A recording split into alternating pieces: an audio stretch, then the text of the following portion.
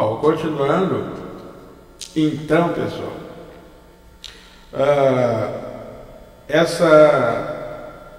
esse recitar dessas orações, quando tenho que fazer essas coisas, eu faço em latim.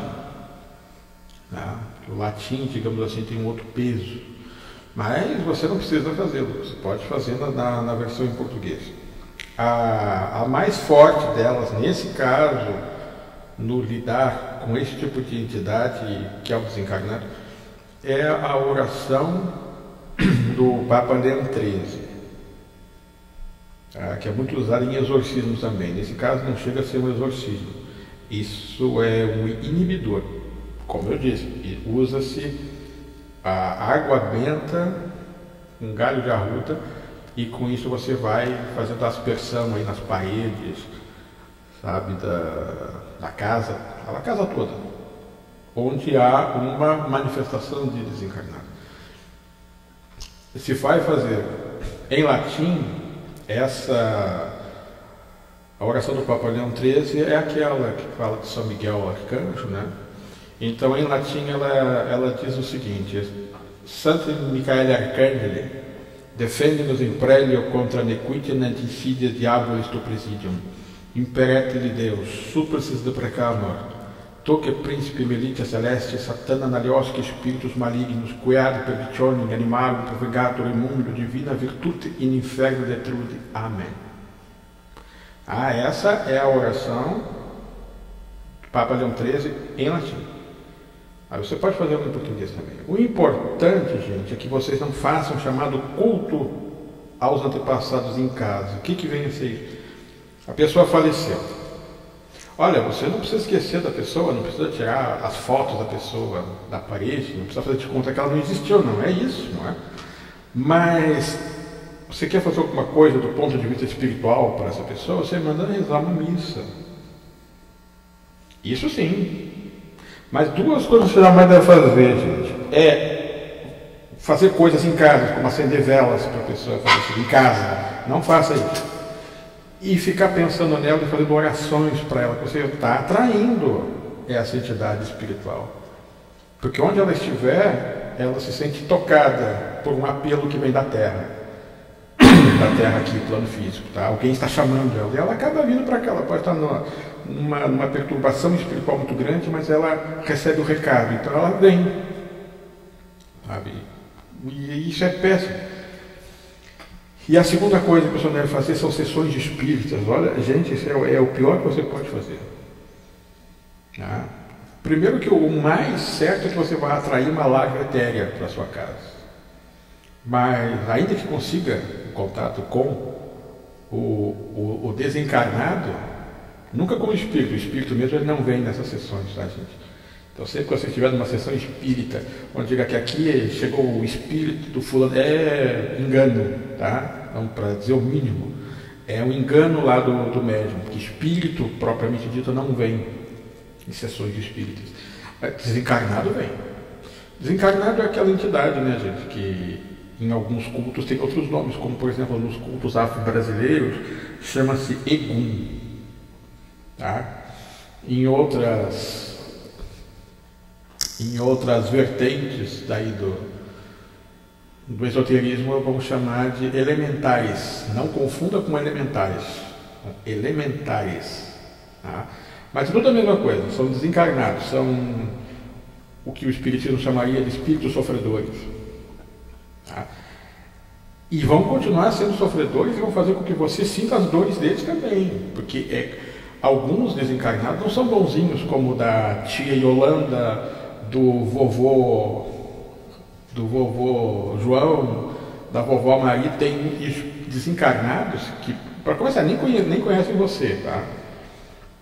E são nefastos. Como tem delinquentes aqui no mundo físico, existem delinquentes também nesses planos espirituais. E nesse umbral, que não chega a ser um plano espiritual, mas uma região intramundos, o que mais tem são esses revoltados. Há pessoas que por uma razão qualquer não se conformam com a sua situação, continuam ali revoltadas agora nessa situação de desencarnados, né? Então, pessoas que eram inconformadas em vida, E quem era bandido, malvado, delinquente em vida, você não pensa porque morreu vai deixar de ser. Esse é um engano que as pessoas têm, de sempre deusificar a pessoa que morreu, achando que agora que ela morreu virou santo, e não virou, gente. O indivíduo que era malvado e grotesco e animalesco em vida, ele continua sendo igualzinho agora como desencarnado. Ele vai se melhorar quando ele se tornar espírito, porque tem aquele auto-julgamento onde ele vai punir a si mesmo, então ele vai purgar essas, digamos, coisas erradas da vida dele, de maneira que ele possa seguir viagem. Ele vai ter que deixar a bagagem, né, para poder seguir caminho. Mas, enquanto isso, ele continua, o que ele era em vida, ele continua sendo agora que ele é um desencarnado. Então, jamais façam essas orações e preces desesperadas em casa, em atenção a alguém que faleceu. Não acendam velas para desencarnados em casa, não é o ambiente para isso. Tá? E nunca mesmo, gente, frequentem essas chamadas sessões de mesa em centro espírita, tá? Onde vão invocar espíritos. É tudo enganação isso, tá, gente? Vocês não vão nessa de cartinha psicografada, que normalmente quem faz isso são as larvas etéreas, que serão assunto de um outro vídeo. Tá? O espírito mesmo não está ali, ele lê na sua mente, a larva astral, no caso, ela lê na sua mente lá toda a informação que ela precisa e ela se faz passar por aquela pessoa que está sendo chamada ali. Alguns desencarnados têm essa mesma habilidade, ele se manifesta nesses lugares, sessões espíritas normalmente, ele pega na sua mente toda a informação sobre aquela pessoa que está sendo invocada ali, ele se faz passar. Tá? Mas isso aí é o mal intencionado, é o malvado. Estamos falando, inclusive, daquele que não é mal intencionado, que é o fantasma do vovô, por exemplo. Ele não sabe, a princípio, o quanto a presença dele ali está prejudicando aquelas pessoas. No pensamento dele, ele está tentando ajudar, está tentando consolar, está tentando dar um amparo qualquer. Mas a presença dele traz aqueles eflúvios lá dos submundos espirituais, né? Do umbral. Isso vai ser péssimo, mas péssimo ao quadrado para quem estiver na linha de frente desses eflúvios. Suas defesas áuricas, elas caem imediatamente, você com o tempo vira outra pessoa, você é irritadíssimo, você passa a ter insônia, você passa a ter vários problemas que você não tinha, né, de saúde e psíquicos também. Começa a desenvolver coisas assemelhadas à síndrome do pânico. Você de repente está sempre assustado com alguma coisa, você se sente na iminência de um perigo que vai chegar em você a qualquer momento e começa a vir o medo da morte. Isso é muito presente lá nessa realidade deles, porque eles tinham muito medo de morrer. E morreram.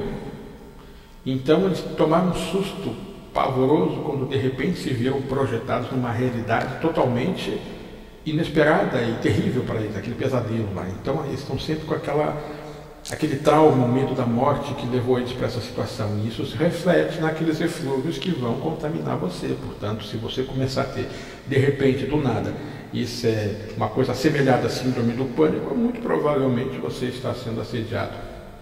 Agora, também não confunda, porque a síndrome do pânico ela é uma anomalia psíquica que existe de fato, tratada com medicamentos, que pode não ter nenhuma razão de cunho espiritual. Eu falo por uma experiência que nós temos no cotidiano de lidar com isso, e vemos que muitas vezes isso não tem uma razão clínica, isso tem uma razão espiritual. Mas há casos onde a razão é meramente psíquica, portanto, não dispensa a consulta ao médico também, tá? E nunca negligencie os seus medicamentos.